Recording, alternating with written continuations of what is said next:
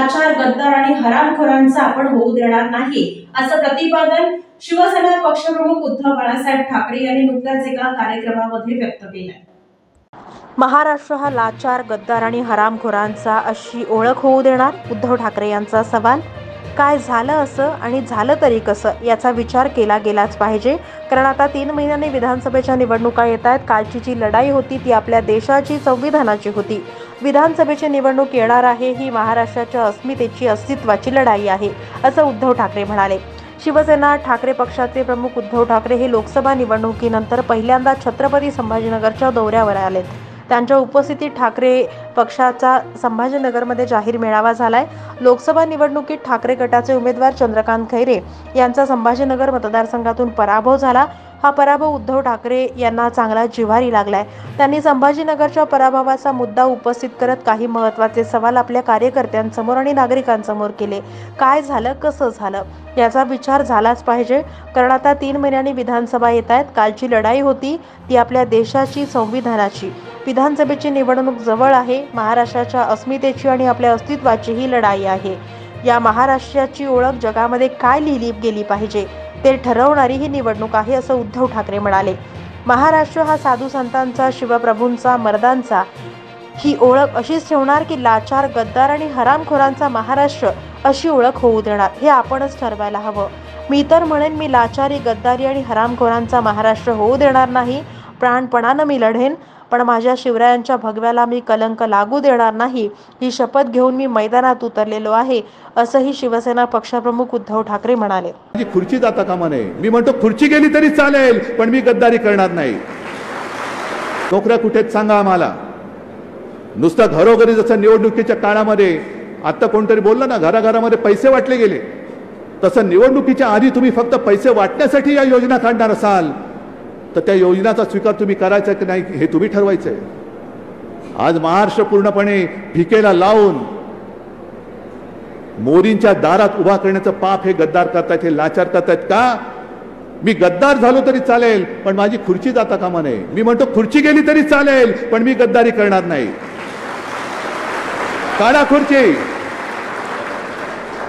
पण माझी खुर्ची गेल्यानंतर सुद्धा मी माझ्या या समाजामध्ये आणि जनतेमध्ये बेलाशक कधी फिरू शकतो. मला सगळे हसून माझं स्वागत करता. ही माझ्या आयुष्याची कमाई माझ्या आई वडिलांच्या आशीर्वादामुळे मिळालेली. आज शेतकऱ्याला आधार देण्यासाठी आता सुद्धा जाताना एका शेताच्या बांधावर तुम्ही जाणार आहे.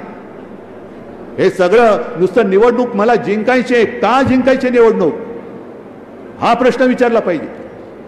आणि निवडणूक जिंकल्यानंतर हे तुम्हाला मी सांगतो, ही निवडणूक ह्यांना जिंकू द्यायची नाही, जिंकू शकत नाहीच.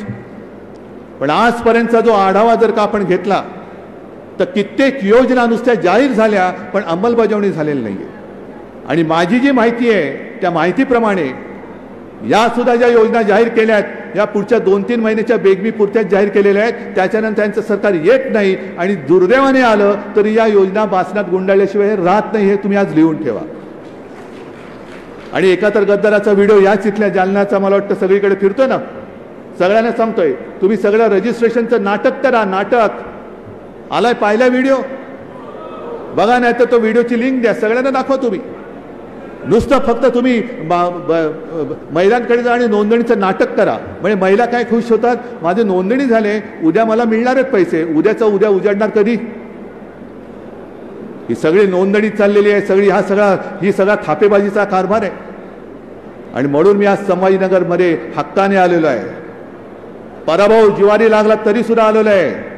मी संभाजीनगर सोडणार नाही. तुम्ही सोडणार आहात काय? मला इथल्या सगळ्याच्या सगळ्या विधानसभा आपल्या भगव्याच्या झाल्या पाहिजेत.